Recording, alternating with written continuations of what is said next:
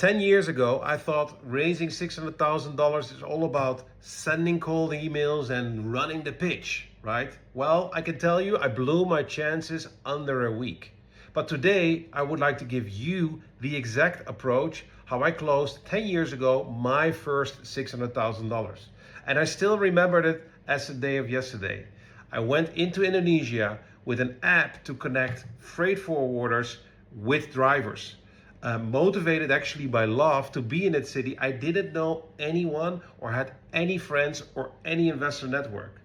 But I did everything that I read online, hopefully destined to be a success. I redesigned my pitch deck 50 times, sounds familiar. I'm visiting all of the events to connect with founders and investors. I created investor lists and I was blasting like an expert all of those cold emails out. Literally the result, zero. And really shit, at that time also my girlfriend left me. So I was underwater, completely devastated, frustrated, and forced to make a change. Forced to redesign the process. But that redesigning the process changed my funding game forever. I went from failing to winning under 6 weeks. Building a team of 1,000 employees with operations in 20 cities. And most importantly, doing close to 8 figures in revenue and raising millions of dollars. Now here's the thing, I stopped following up with investors desperately. I stopped pitching with the web famous 12-page deck, and you know what I'm talking about. Having soulless, brain-sucking 45-minute meetings, spamming literally every investor in town, and begging for intention or following up, are you interested for the money investments? Instead, I started to ask for partnerships. I started to work only with investors that I like, that I resonated with, people that I thought that could bring value to my business. And then I built credibility with micro investors that were already popular in that space through mini investments. Then I would drive interest with perfectly designed one-page teasers where I knew if they would read it, they would love it. And therefore it opened up the door to have these small 20-minute discovery meetings. And then, of course, offering great deals that minimize the risk and craft for caring for the investors up and also the downside, because that's where everybody's going wrong. You only sell the gold rather than you need to sell the investor on the worst case scenario first. So instead of we are raising $500,000 and close in 3 months, and do you like to invest? Following up. We went to literally, hey, I'm working on X. I have searched in the industry who could be great partners.